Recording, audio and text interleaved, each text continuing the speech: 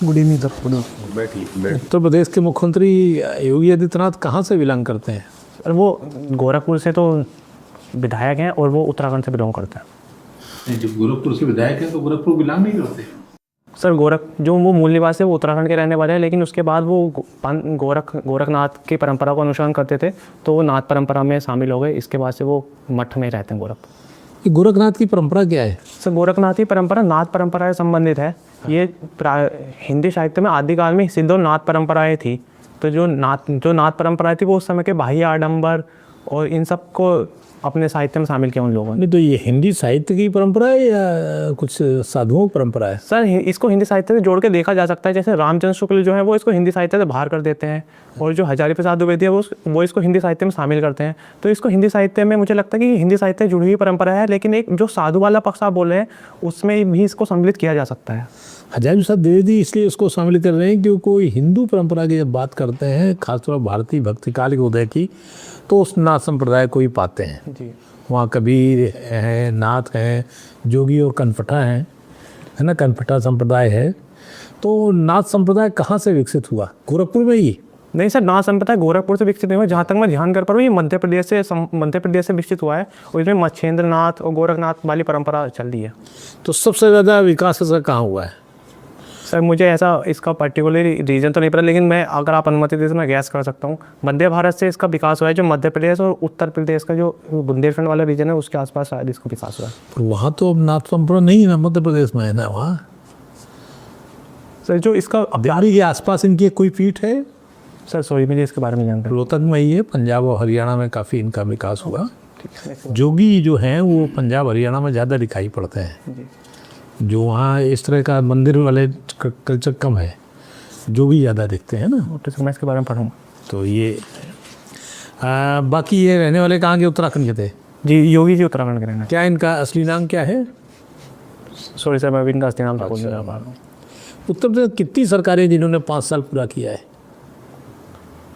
Sir मुझे exact number तो नहीं पता, लेकिन आप परमिशन दे तो मैं बता सकता हूँ इसके सर। योगी जी जो बीजेपी की 2 सरकारें ये पूरा करके गई हैं। इससे पहले सपा सरकार ने पूरा किया है और मायावती जी ने भी पूरा किया था कार्यकाल। ठीक है। उत्तर प्रदेश के मूल जो लोग हैं उनमें से कितने लोग पहुँचे हैं, भारत के प्रधानमंत्री बने हैं? सर मैं आपको संख्या तो नहीं लेकिन नाम बता सकता हूँ। कौन कौन? श्री चौधरी चरण सिंह जो मेरठ के निवासी थे। इसके अलावा श्री बीपी सिंह जी। कब से कब तक रहे चौधरी चरण सिंह? मुझे एग्जैक्ट उनका टाइम पीरियड तो नहीं पता, लेकिन जब वो पहली बार प्रधानमंत्री निर्वाचित हुए थे वो शायद अपना सदन में बहुमत पेश नहीं कर पाए थे, इसलिए उनका कुछ टाइम के लिए सरकार रही थी। अच्छा, केयर टेकर गवर्नमेंट करो समझिए। सर इस तरीके से बोल सकते। भारत के पड़ोसी जिलों में क्या, जैसे बांग्लादेश में कुछ हुआ है? जी सर, बांग्लादेश में अभी हाल ही में इलेक्शन हुआ है जिसमें बांग्लादेश नेशनलिस्ट पार्टी ने विजय प्राप्त किया। वहाँ पे उन्हें टोटल 212 सीटें मिली हैं। उसमें कितने हिंदू हैं? सर टोटल इस बार अल्पसंख्यकों की संख्या घटी है जिसमें सिर्फ मात्र 4 हिंदू सदस्य बने हैं। 4 पक्का? सर मैंने आज न्यूज़पेपर में मुझे चौथा कौन है? 3 तो इनके हैं बीएनपी के। आज चौथा सर कोई निर्दलीय, मैं गैस पर निर्दलीय हो सकता है क्योंकि जमात इस्लामी का तो मुझे लगना ही हार गया। नहीं टिकट दिया था उन्होंने, हार गया। आपने हिंदी से पढ़ाई लिखाई की? जी सर। हिंदी इलाके से रहा रहा है? जी सर। ग्रेजुएशन में? जी सर। क्या खुद हिंदी के शब्दों में बातचीत की जा सकती है? ऐसा संभव है? सर संभव तो अवश्य है, लेकिन जो हमारी आजकल का बोलचाल की भाषा है बातचीत संभव है, किया जा सकता है, शुद्ध हिंदी के शब्दों में ही किया जा सकता है। आप एक लाइन बोल के दिखाइए शुद्ध हिंदी के शब्दों में। मैं बिजनौर का मूल निवासी हूँ। तो बिजनौर जो शब्द है वो हिंदी का है? सर बिजनौर शब्द हिंदी का नहीं है, लेकिन इसके अलावा कुछ एक ही लाइन बोलना बड़ा मुश्किल हो जाता है। अब हिंदी शुद्ध हिंदी के शब्दों में बातचीत करना बड़ा मुश्किल। जी वो एक क्लिष्ट भाषा मान सकते हैं। ऐसा हो सकता है। ओके। इतिहास भी कभी पढ़ा है आपने? जी सर मैंने इतिहास 10th क्लास तक पढ़ा है।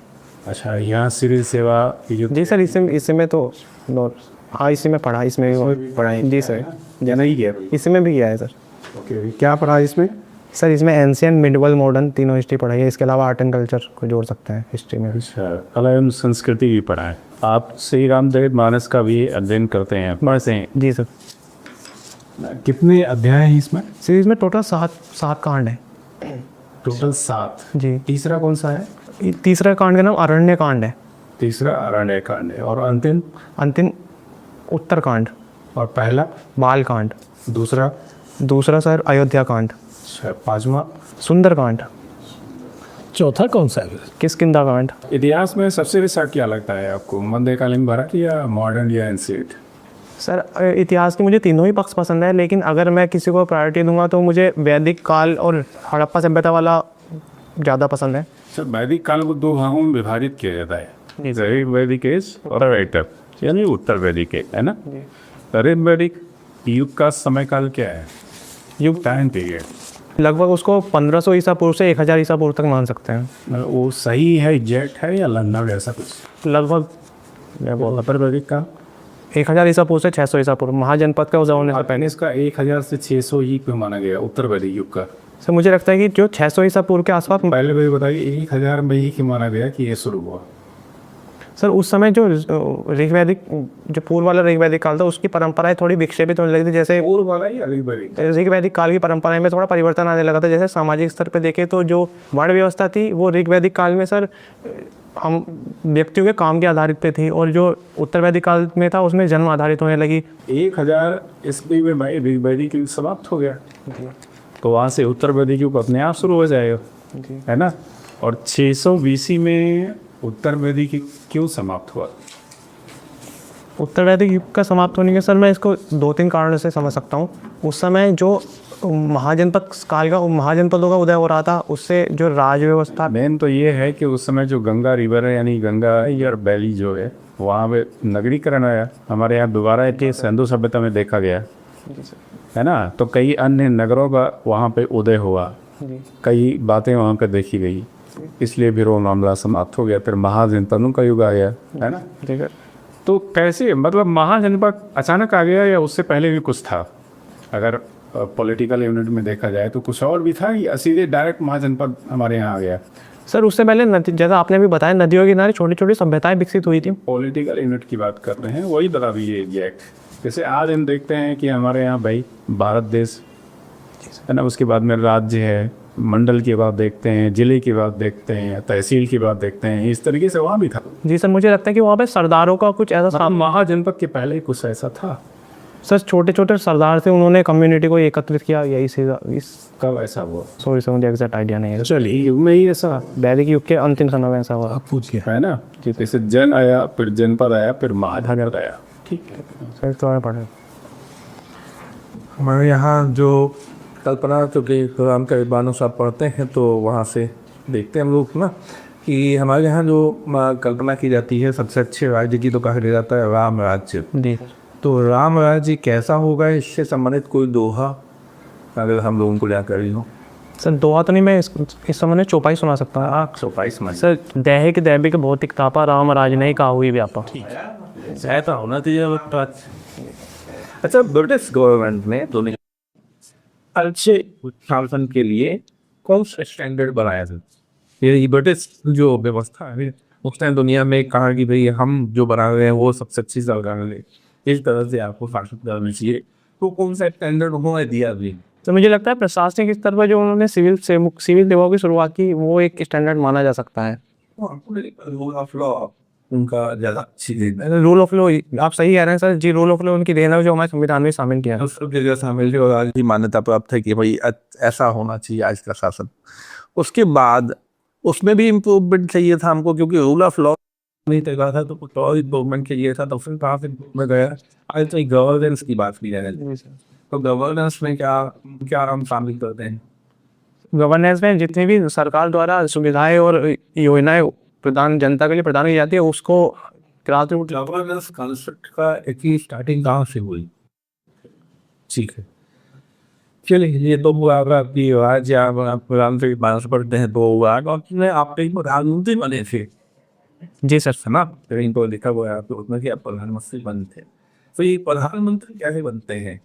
तो प्रधानमंत्री के लिए जो हमारा निर्वाचन आयोग है और जो हमारे टोटल लोकसभा की सीटें आवंटित करी जाती है, पूरे भारत को निर्वाचन क्षेत्र में बांट दिया जाता है। उसके अलावा वहाँ से सांसद चुने जाते हैं और जो सांसद होते हैं वो प्रधानमंत्री का चयन करते हैं। किस आधार से होते हैं? Fund part the post system के आधार पे सांसद चुने जाते हैं और वो हर पार्टी से संबंधित होते हैं। पोस्ट सिस्टम क्या होता है? सर जिसको अधिक मत मिलेंगे वो प्रत्याशी विजयी होगा। जिसको अधिक वोट मिलेंगे या जिसको 50 को सबसे अधिक मत मिलेंगे? नहीं sir, first part the post system का ज़्यादा मैं समझ पा रहा हूँ, जिसको सर्वाधिक मत मिलेंगे वो मतलब 10% पद भी जो है उसको सर्वाधिक में वो जीत जाएगा। जी फर्स्ट मुझे यहाँ तक दिखता है sir, first part the post system में वो जीत जाएगा। लेकिन जो आप बात कर रहे हैं वो शायद प्रत्येक निर्वाचन प्रणाली में होता है कि 50% से ज़्यादा नहीं। तो प्रधानमंत्री का चयन कैसे हो जाएगा, कैसे बता दें उसमें? सर जो सांसद किसी भी पार्टी संबंधित, संविधान में ही क्या लिखा है कि किस तरह से प्रधानमंत्री बनेंगे? सर संविधान में तो सिर्फ ये लिखा है कि राष्ट्रपति द्वारा प्रधानमंत्री का चयन किया जाएगा। आर्टिकल 74 प्रधानमंत्री की नियुक्ति प्रधानमंत्री की नियुक्ति की जाएगी। सॉरी सर, आर्टिकल 74 या 75 में। तो इतना ही लिखा तो फिर हम करते कैसे? अब करते कैसे है वो बता दीजिए। सर जो आप अगर आप अनुमति में एग्जाम्पल के माध्यम से सर जो अपना बहुमत जो सदन लोकसभा में में जो अपना बहुमत सामान्य बहुमत से अधिक है, आप जो बोले % अधिक प्रस्तुत सिद्ध कर देता है, उस पार्टी का सदस्य प्रधानमंत्री के रूप में चयनित किया जाता है। साधारण बहुमत या विशेष बहुमत साधारण बहुमत या पूर्ण बहुमत? तो साधारण बहुमत साधारण बहुमत क्या होता है, पूर्ण बहुमत क्या होता है? साधारण बहुमत से सर कि जितने भी टोटल सदस्य हैं उसका 50% से, मान लीजिए टोटल 20 है तो उसका साधारण बहुमत मुझे लग रहा है 11 उसका साधारण बहुमत होगा। नहीं मानते नहीं, भाई वो फिर की संख्या कितनी है? सर टोटल अभी 550 संख्या है जी। तो अभी चुने कितने हो गया है? अभी वर्तमान में सर 545 चुने जा रहे हैं, जहाँ तक मैं याद हूँ अंदर का। और कुछ ज़्यादा चुने जा रहे हैं। चलिए ठीक है, वो लोग से सर मुझे भी रिपोर्ट ठीक।